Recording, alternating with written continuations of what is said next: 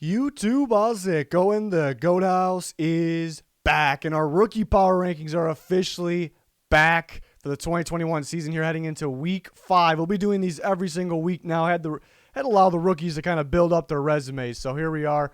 Excited to do these every single week. Top 15 rookies, 15-1. At the end, we'll talk about some guys that just missed the cut. Something to keep in mind, ton of rookies in the NFL every single year. There's a lot playing well that I won't even mention in this video. This is kind of the ones playing great. Can't sit here and list off every single one. Everyone's always looking for their guy. If they play at a high level, they'll make their way up with these power rankings every single week.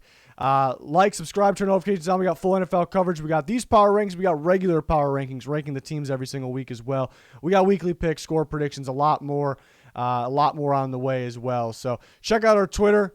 Link in the comments. A lot going on there. Fantasy Q&A, how you join our picks league, fan voted picks. You got the Players of the Week votes on there. A lot going on that Twitter. Here's the Twitter at NFL. A lot of updates, a lot going on. Check it out. Link down below. Rookie rankings coming in at 15. We're going to go 15-1, and then we'll show guys at the top right there on who just missed the cut. Eric Stokes going to come in at 15.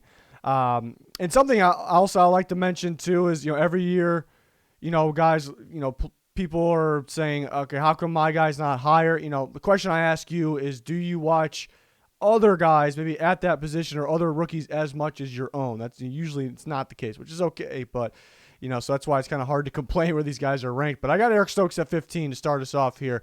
I'm liking what I'm seeing from him. Looks like he's getting better too, which would make sense for all these guys. But he didn't start right away to start the year, so I think with if he started from day one, maybe he'd be ranked a little higher. So that means more reps here. He can continue to climb. Again, I like what I'm seeing from him. Physicality at the line, in press, really versatile in terms of his coverage. He had a really good game against Steelers last week. He ended the game with an interception, and not so much the interception part, but how he handled himself in coverage was pretty damn impressive. I talked about in the recap. Cover 2 kind of end up sticking with his guy downfield because he was able to read the quarterback, and things like that stand out because there's veterans that can't do that. Not so much the interception part, but the coverage part. So that was impressive. I really like what I see from Eric Stokes. Been pretty solid in coverage.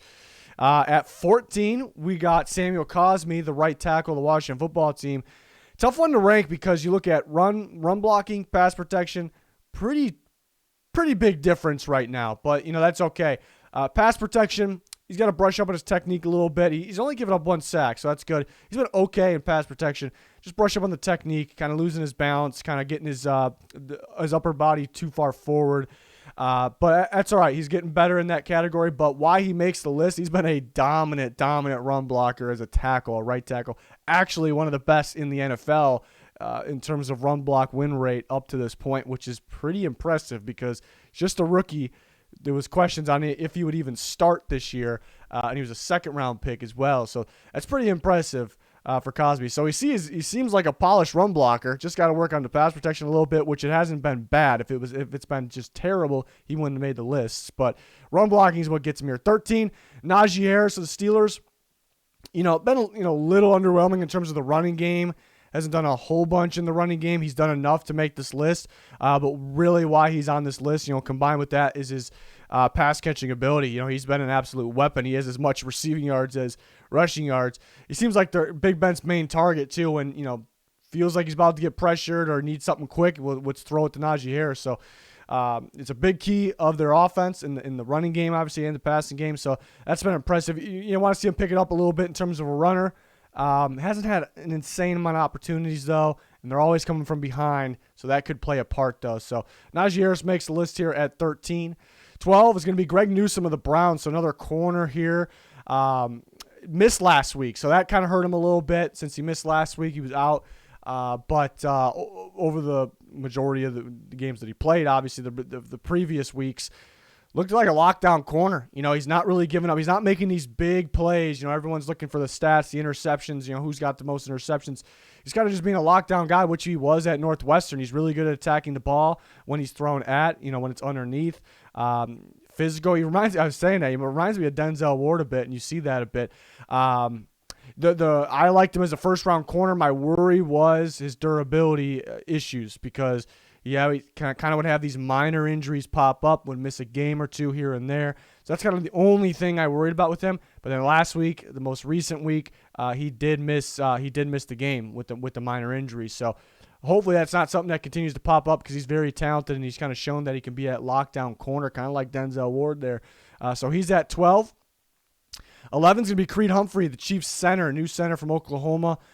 We figured he'd be in a little bit of a camp battle, ends up winning it with ease. He looks real good. You expect a center to not allow, pressure from the inside. So he's doing his job there, but he's been fantastic in terms of his run blocking ability. See, the Chiefs are they're getting the run game going more and more. It's because of guys like this. So he's pretty damn effective in that category. So we see a center make the list, which I don't think would be too common really.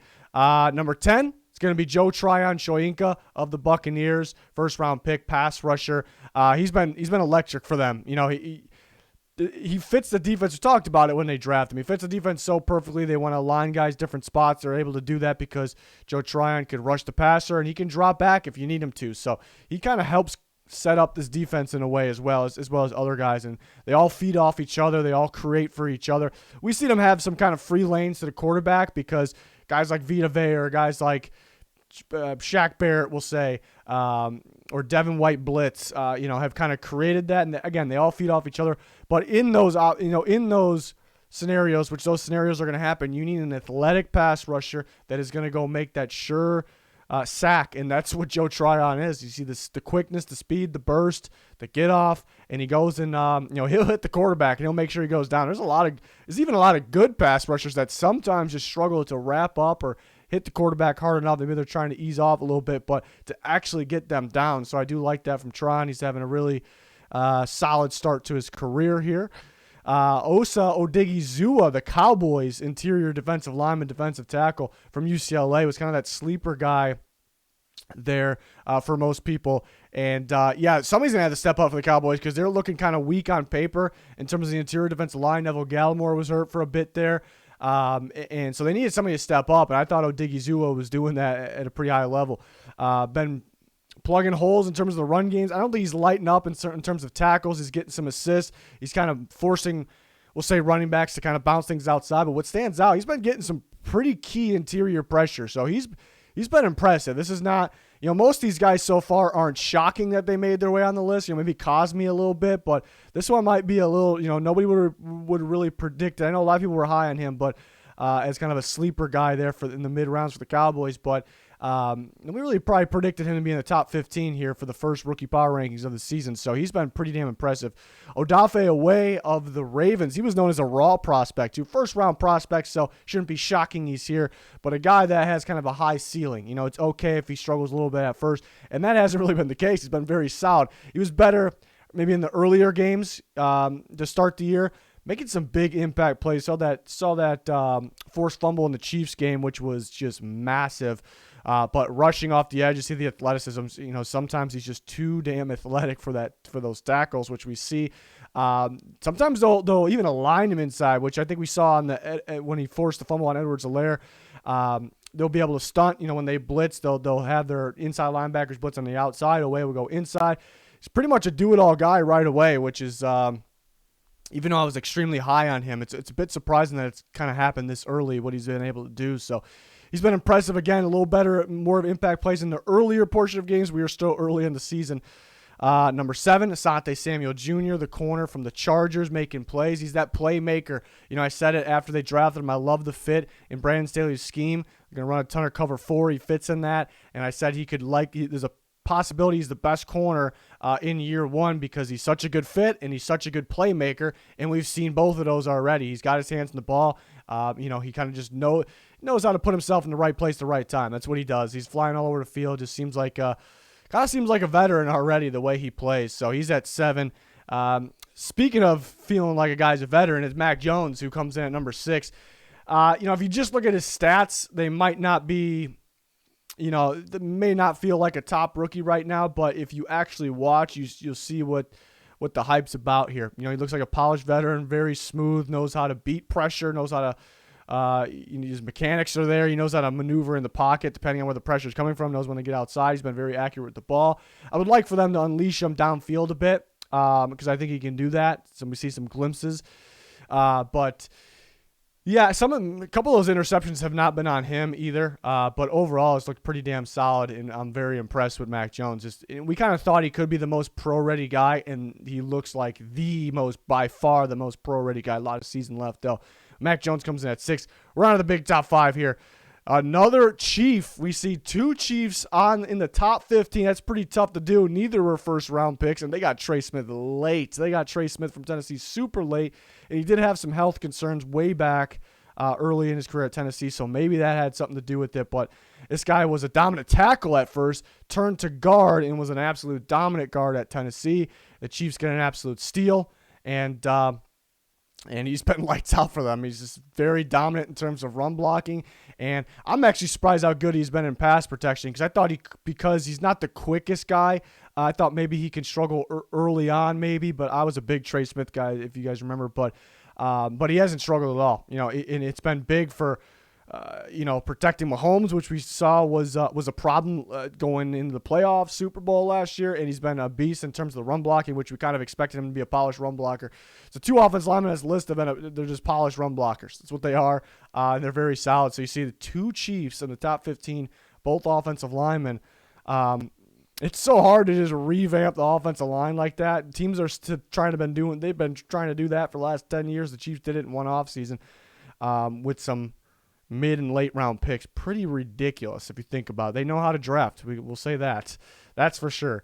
4, Jeremiah Usu-Koromoa, another one that surprised at where he went in the draft. This was a top 15 lock in terms of players. I guess not top 15 in terms of the draft, but just a stud player, at Notre Dame, and it was a shocking moment when he dropped to the second round. He wasn't for everybody. He didn't fit everybody, so I guess that was the reason. And there was some rumors about a health condition, but that didn't pop up till then. I didn't hear any more about that. But he's been lights out for the Browns. He should be getting more snaps as we go along here. He hasn't been getting maybe as much snaps as a lot of these guys on here, but I think he's increasing that role. But he's so good against the pass. He's so good sideline to sideline, flying around the field, making the play when much needed. He's coming up clutch on third downs, and that's what he's there for. This might be one of the better third down, passing down defenders in the league. I'll say it. At least he's gonna be, and he's already kind of showing those moments. So. Browns got an absolute steal. We knew that. We talked about the Chiefs had 2 guys on the list. The Browns now have 2 guys on the list. So pretty impressive, some of these teams' drafts here. Another one, the Chargers with their second guy on the list, Rashawn Slater, who was my number 1 offensive lineman in the draft. Feeling pretty good about that right now because he's been lights out for the Chargers at left tackle, so smooth.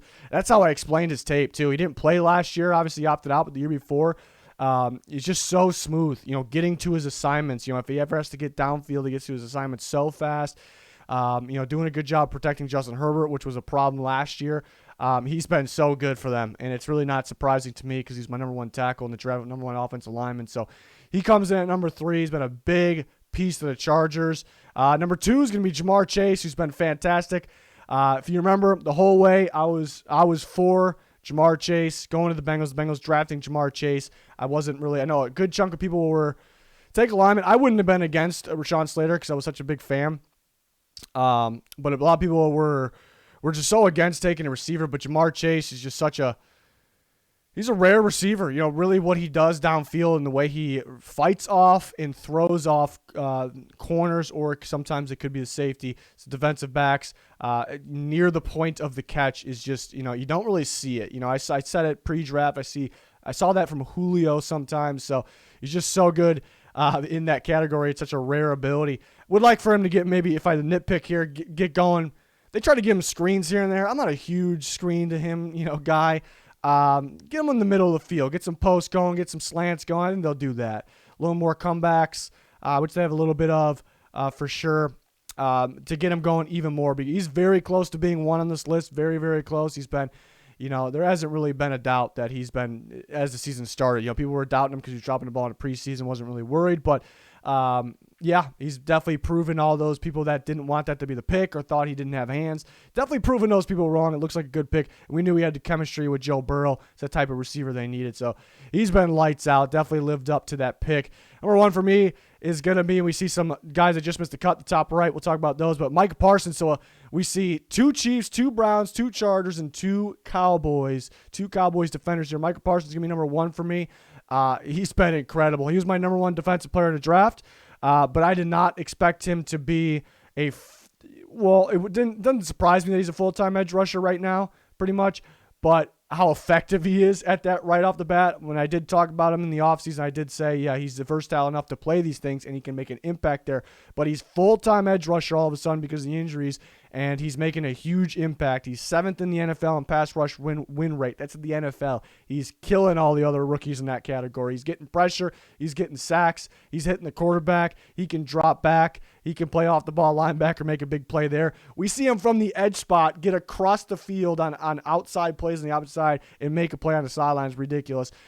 He can play hand in the dirt. He can play standing up. Dan Quinn kind of likes to give those different looks. It's just so perfect, and he's really throwing quarterbacks off pre-snap.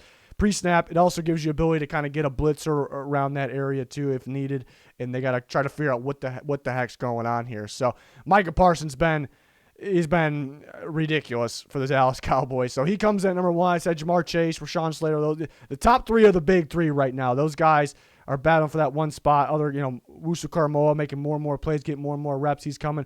Mac Jones, his stats don't show how well he played. If they kind of match up, then he can become number one. Some honorable mentions at the top. Devontae Smith has been, you see him getting open, see him making big plays. You wish there was a little more. Rondale Moore has been very solid for the Cardinals. It's exactly what they need, a guy to get open underneath.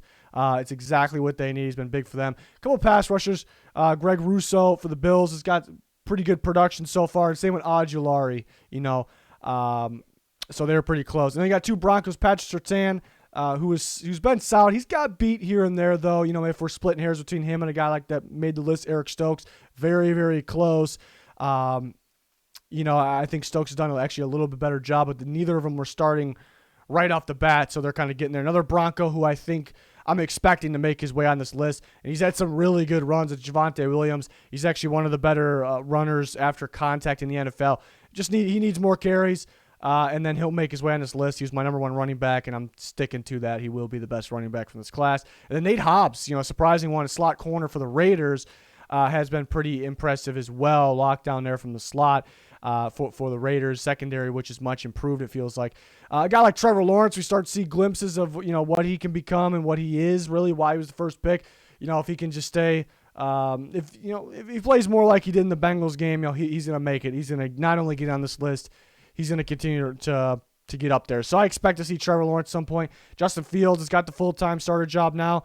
So we'll see how he does. If he plays more like he did last week, then he'll make his way up in his list.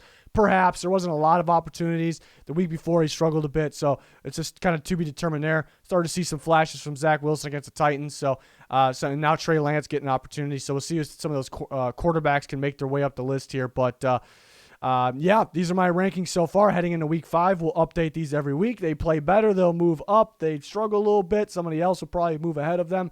It's just kind of how it works. And it's something, I always, because people question, why isn't my guy higher? The question I ask you, are you watching the other guys as much as your guy? And it's okay if you don't have you can't, but I feel like it's kind of hard for people to complain if that's the case, about the rankings here. So a lot of season left. It's still very early, still a very small sample size, but impressed with a lot of these players. Let me know your rankings, your thoughts in the comments. Always talking on Twitter if you want it close to instant responses. Link for the Twitter down in the comments. Like, subscribe, turn notifications on. We got full NFL coverage, more than just these power rankings, regular power rankings ranking teams every week too. So I'm sure you'll enjoy those. But that's going to do it. Thanks for watching. Goodbye.